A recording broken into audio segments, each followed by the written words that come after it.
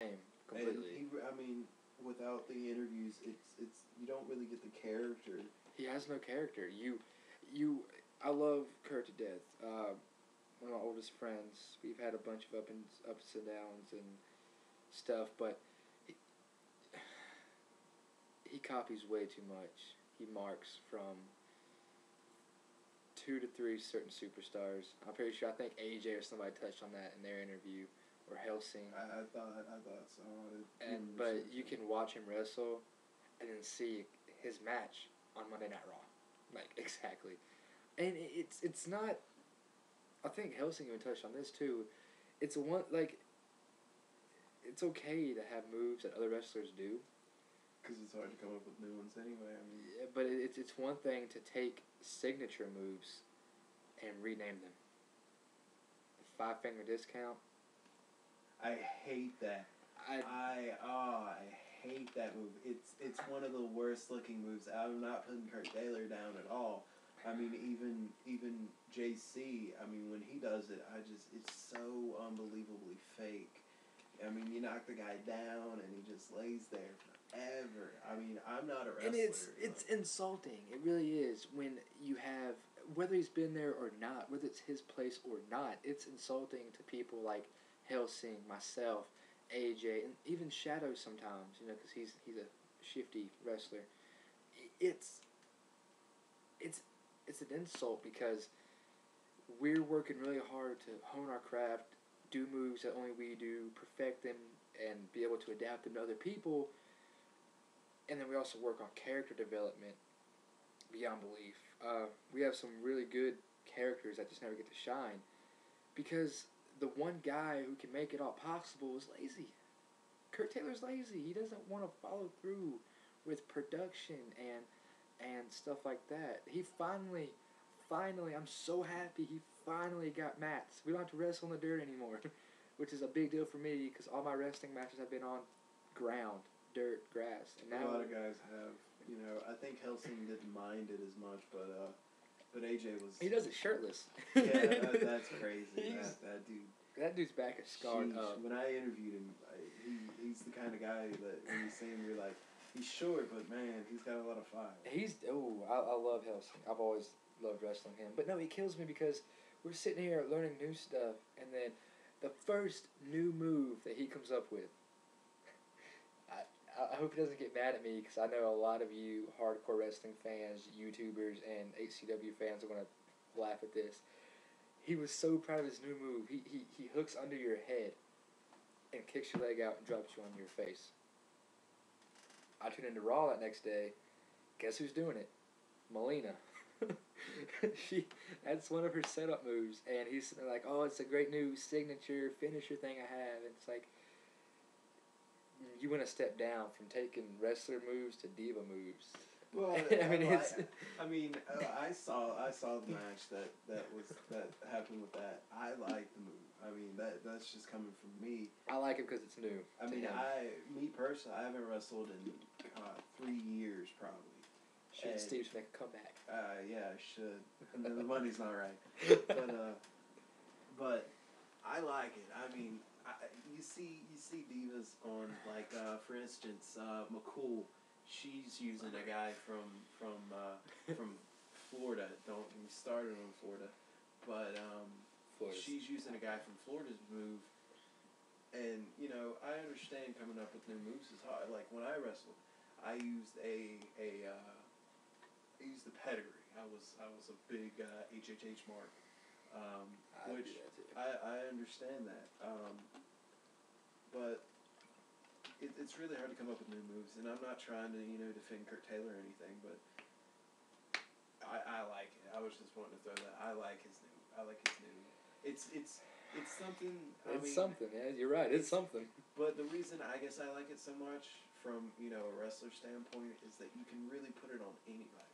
Like for instance, your finisher, the Rabu, if I'm correct, yeah, is you come around and it's a neck breaker.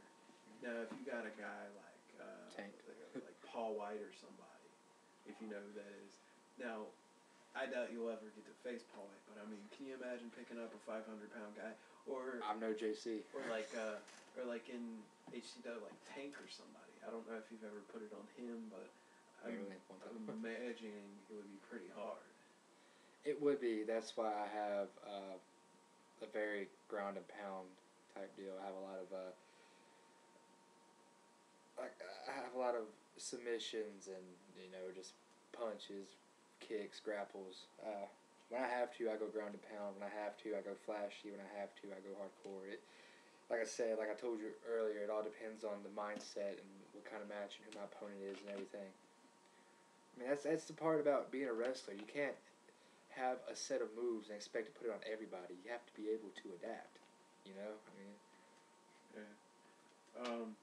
This has really turned into Shooting Steve and this is Robbie. Shooting Steve and Robbie. This ain't Robert ExE anymore. This is Steve's interview. Take it away, Steve. When I was there for AJ's interview, but he didn't acknowledge me. I like you, Steve. What a dude. You're but cool. Helsing, I mean, when I was there with him, I didn't want to butt in. I was like, I'll just let you talk. Steve. But I mean, this is just crazy. Nah, that's the thing though, man. You can't be serious. I mean, yeah. No, I mean there is a time to be serious, and then there's time to just. I mean, it's just a shoot interview. Come on. Not to talk about me or anything. Again. But when I was wrestling, I would joke around. Rib guys was always fun. Which we'll get on that after I get done. I always went out. When I got ready, when we were in like the what we called it, the grill position, too, right before you go out. Yeah. Because, we didn't know that. So, when you got there, you automatically got into the serious mode. Unless you know your comic relief, which I did a comic relief gimmick for like 2 months, and I couldn't do it. But there is definitely time to be serious. That's exactly how I am. When you, I don't turn that switch until the entrances of my match really hit. When my opponent, or it's my turn to go up and go out, when that happens, that's when the gear shift. That's when I get serious. That's when I get nitty-gritty. A lot of people complain that I'm too rough and I get too into it, really. But that's just me. I'm very into it. When I wrestle, I don't just wrestle, I emote. I try to tell a story. I try to incorporate more than just wrestling moves into the element. I try to make a very refined, entertaining product. I mean, that's my biggest goal. Entertaining. That's what I'm trying to do. I love the sport, and I want to make every match as best as I can with what I can work with. I mean, I've worked with Helsing. I've worked with Underdog, not bashing them. Worked everywhere in between. And I've always given 100%, whether the other person did or not. So there's a time to be serious, and there's a time to be funny, and there's time to kid around. But I definitely know how to turn that switch when need be. Cool. Forgot what I was gonna ask you. Shoot Steve, world class shooter. Of course. Let's see. I guess it's that point in time where we can get on to talking about people, because that's always fun. Here we go, baby. I'm just gonna throw out some names. You don't have to go in depth. Just give your opinion on what you think about them. But if you don't want to, you can just be like, it doesn't matter. I'm just throwing it out there. Let's see. You want to do guys in HCW or guys throughout your career? We'll do HCW. Right. Guys throughout my career don't really matter right now. All right. I guess to start off, I guess we can start at the bottom and work our way up to the top. That'd be good. So starting at the bottom, Kurt Taylor. I'm joking. Yes. Let's see. Starting at the Mark. bottom. Let's see. Again. Dude, give him that stash for real.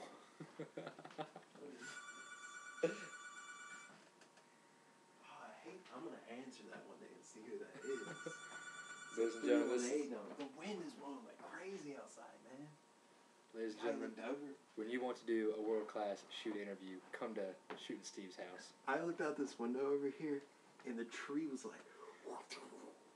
I was like, what's going on outside? That's the title.